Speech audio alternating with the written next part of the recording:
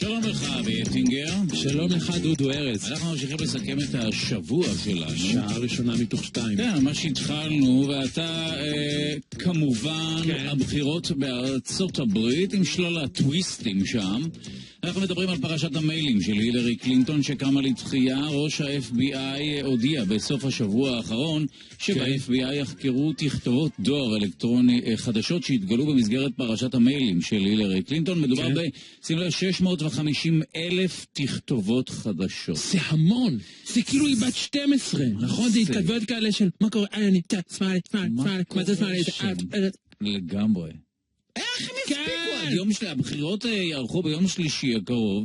יש להם מעט מאוד זמן לעבור, לסרוק 650,000 מיילים.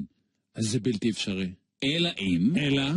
הארי פוטר. את הארי פוטר. לא, אנחנו רוצים לעזור ל-FBI לעבור על כל כך הרבה חומר במהירות, ולקבל כמה טיפים עבור, או לגבות כמה טיפים עבור ה-FBI. מרשות הדואר? לא משולמית אסיף שהיא מומחית לקריאה מהירה ומיומנויות למידה. שלום לך. שלום. תגידי לי, זה אפשרי לעבור על 650,000 מיילים בשבוע וחצי, בהנחה שהמיילים לא ארוכים מאוד? קודם כל אני מקווה בשבילהם שהם לא בן אדם אחד שצריך לעבור את זה, אלא כמה? 650,000 זאת כמות... אנחנו באמת יצאנו מנקודת הנחה שה-FBI זה בן אדם אחד. שמע, זה תחביב שלו. אני בטוח. את יודעת מה? השיחה הסתיימה, לדעתי. טוב, אז נכון. אז בעצם אפשר לשים... בעצם 650,000 איש. לא צריך קריאה מהירה. זהו. כן. זהו. טוב, תודה רבה, גברתי. צריך מהירה בכל מקרה, אבל קודם כל אנחנו לא ממש מרחמים על ה-FBI, נכון? יש להם את הכלים שלהם. הרי מספיק שיש שיטה מאוד נחמדה, היא עובדת בשביל ה-FBI, היא עובדת בשבילנו. קוראים לה מילות מפתח, כמו שאנחנו מחפשים בגוגל. אוקיי. אז מזינים מילה, ואפילו בג'ימייל, אם אנחנו נזין מילה בשורת החיפוש, אז הג'ימייל יראה לנו את כל המיילים שיש בהם את המילה הזאת. כן, אבל הרבה פעמים כשאנחנו מדברים על איזשהו נושא, יש שם קוד לאותה מילה כדי שלא יעלו על זה וכולי. כי השיטה הזאת שאמרת עבדה יופי במגדלי התאומים. ממש. שנפתח תיאוריות קונספירציה, אני לא יודעת. בכל מקרה, זה הולך ככה. קודם כל, אני באמת לא מקנה בהם מצד אחד, מצד שני לא מרחמת עליהם. אני בטוחה שיש להם את השיטות, הרי מספיק שמישהו כתב במייל שלו אינשאללה, וכבר נדלקו להם שם כל הנורות האדומות, אז אני בטוחה שהם יכולים לסנן את המיילים, ומילת המפתח היא באמת לסנן. קודם כל, כשמדובר על מיילים, אנחנו צריכים לסנן לפי נושאים, לפי שולח, יש לנו אפילו כלים בתוך מערכת ניהול המיילים עצמה שמאפשרת לנו ליצור פילטרים, שמאפשרת לנו ליצור תיקיות. אז לעשות סדר זה הדבר הראשון. בכל קריאה מהירה... אוקיי, אז זהו, אנחנו רוצים לעבור מתחום המחשבים כמובן, ששם קצת יותר קל כנראה לסרוק וכולי, לתחום שהוא, את יודעת, קריאה מה שנקרא ידנית, או של בני אדם, לא מחשבים. איך קוראים מהר? קודם, לקרוא מהר זה לא כל כך קשה למען האמת. אבל להבין משהו, אוקיי, אני אסייג את הדברים. גם, זהו, זאת פרדיגמה מאוד נחמדה של אני קורא מהר, אני לא מבין. אני ראיתי לעומת זאת שכשקוראים לאט לא מבינים, כי המחשבות מתפזרות לכל הכיוונים. מעניין, זאת אומרת שעדיף לקרוא במהירות של 80 קמ"ש כזה, לא לאט מדי ולא מהר מדי. האמת היא, אני בטוחה שיצא גם לכם איזה מין דוגמה כזאת שאפשר לתת. לפעמים לא נספר למשטרש, אבל לפעמים אנחנו נוהגים, הכביש ריק, חלק, ואיכשהו אנחנו פתאום מוצאים את עצמנו, מעיפים את המבט על לוח המכוונים, ורואים שאנחנו עברנו את המהירות המותרת, אבל עד שלא ראינו את זה, לא שמנו לב לזה, הכל תפקד נהדר, קראנו נפלא, נהגנו נפלא, ראינו דרסנו קשישות. דרסנו כמה קשישות בדרך, זה לא הרבה נקודות, אבל מקבלים על קשישות. אבל... דיברת כאילו זה GTA.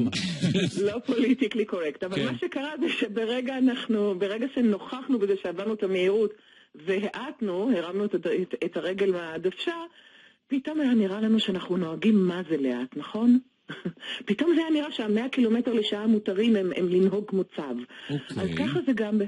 אז ככה זה גם בקריאה מהירה. הסיבה שאנחנו לא קוראים בקריאה מהירה זה כי לא לימדו אותנו לקרוא בקריאה מהירה. אז איך קוראים בקריאה מהירה? יושבים כרגע מאזינים וסביבנו מקליטים ומתים לדעת איך אפשר לשפר את מהירות הקריאה. גם אני קורא מאוד לאט. אז ניתן להם קודם רק כמה טיפים שאפשר ליישם ברמה מיידית, כי כל השאר, מן הסתם, גם אם זה קל, זה דורש אימון וזה דורש חזרה. אנחנו צריכים להטמיע בעצם הרגל חדש, אוקיי? אז אני לא רוצה לתעתע באנשים ולהגיד להם, אוקיי, מרגע זה ואילך, הקשבתם לתוכנית, אתם כולכם תהיו speed readers, אבל יש דברים שאפשר לעשות מיד. אוקיי. אז כל קריאה מהירה מתחילה בכלל לא מהקריאה המהירה. מצחיק להגיד, אבל זה ככה. יש לנו 3 מוחות, 2 מהם עסוקים רק בהישרדות. הקריאה רק במוח השלישי, וזה לוקסוס. זאת אומרת, המוח שלנו יפנה אנרגיה לכיוון הזה של הקשב שנדרש לקריאה, רק אם כל השאר בסדר. דוגמה, אם אנחנו חולים, קשה לנו להתרכז בכל דבר שהוא. זאת אומרת, כדי לקרוא מהר צריך להיות בריא, עשיר ולא מוסח דעת. לא מוסך דעת, זה לוקסוס, מה זה ממש? רק אנשים שטוב להם בחיים. כן. לא רק שטוב, אבל למשל, אם אני יושבת לקרוא ספר, והמחשבות שלי עוברות על, וואו, אני רעבה, מה יש במקרר, מה אני אלך להכין לעצמי אחר כך, אז אני לא בטוח שמה שהיה בספר ייכנס לי לראש, אוקיי? אז האם את אומרת לי לאכול לפני הקריאה? כן, אבל לא סטייקים, לא חמין, לא ג'חנון, צריך להיוועץ בתזונאי לפני הקריאה. לא סטייקים, לא ג'חנון ולא חמין. לי זה חשוב, כי אני קורא בשירותים ובשירותים ציבוריים גם. בשירותים לא אוכלים זה נהדר. שירותים ציבוריים, מה שנקרא, שאלוהים יהיה איתך, אבל... אני אתאיסט, אבל סודה. אוקיי. עכשיו השאלה היא, האם נגיד את פיתחת יכולות להתעלם מתיאורי טבע בספרות? התעלמות זה, רגע, השאלה אם זה נחשב קריאה מהירה, התעלמות. לא, ממש לא. לא צריך להתעלם משום דבר. אפשר לקרוא את כל המילים, אבל זה נכון שכשאתה, קודם כל זה תלוי, אנחנו לא משטיחים את עולם הקריאה. יש טכניקות, הטכניקה היא כלי. אנחנו מתאימים אותו למה שאנחנו רוצים לקרוא, אוקיי? אז אני לא אקרא באותה צורה ספר רומן להנאתי, או ספר שהוא ספר לימוד, או חוזים משפטיים שאני צריכה לעבור עליהם, אוקיי? אז קודם כל בואו נתייחס רגע ברצינות לעצמנו ונגיד, כל קריאה היא שונה. אוקיי, אני מוכרח לשאול שאלה, האם באמת יש דרך לשפר את מהירות הקריאה, או שאפשר לנסות... כן. לא רק לשפר, יש דרך להזניק אותה פי 3, 5, 10. אוקיי, אז תני לנו את הטיפ של טיפ הטיפים. משהו אני חייב לחלץ מפה. באמת, אנחנו אמנם נפנפנו את החלק הזה של לחשוב על לאכול, אבל כן, אני צריכה לשתות כי אני צריכה להזין מים למוח שלי שהוא 70% מים. אני צריכה לנשום. המוח הוא 70% מים? אני יודעת שהוא שומן, לא? אנחנו 70% מים. אנחנו כל הגוף, אוקיי. המוח שלנו 70% מים, הגוף שלנו 70% מים. 69, בוא נגדיר את זה כך. החמצן, המוח שלנו צריך דלק, כמו האוטו גם המוח. הדלק של המוח זה חמצן וזה גלוקוזה. אנחנו רוצים לדרוש ממנו מיומנויות על, אנחנו צריכים לספק לו דלק, זה דבר ראשון.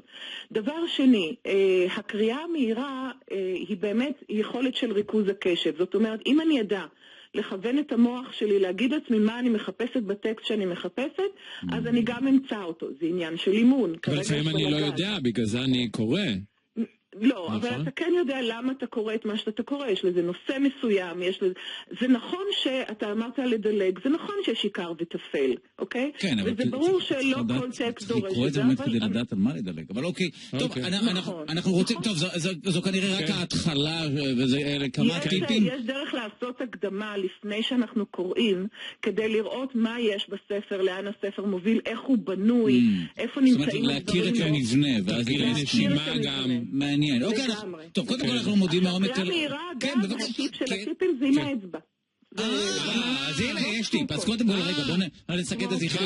אנחנו קודם כל צריכים להיות שבעים, גלוקוזה, מים, לא חמים, לא ג'חנון, קרם הגנה, מדיטציה, להיות עשירים. וצריך אצבע וספר גם רצוי. תודה מעומק הלב לשולמית אסיף, מומחית לקריאה מהירה ומיומנויות למידה. תודה רבה לך ובהצלחה ל-FBI כמובן. בהצלחה ובהצלחה לסוכני FBI. הנה, תודה רבה, שיר ונמשיך בבקשה.